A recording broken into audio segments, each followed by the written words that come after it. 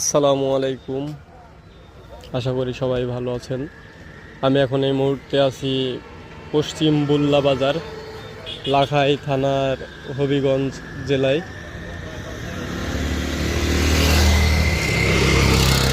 এখানে ওয়েট দেওয়া হচ্ছে।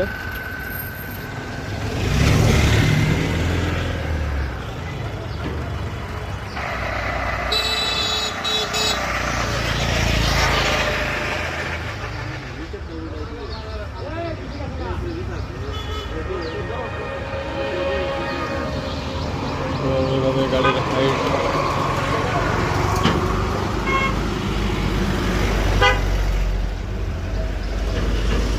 রাস্তার মাঝে গাড়ি রেখে গাড়ি লোড করা হচ্ছে, কারণ এখানে পাশে কোনো জায়গা নাই। এই অবস্থা। তবে রাস্তাটা অনেক রানিং রাস্তা, প্রতিনিয়ত এই গাড়ি চলতে আছে।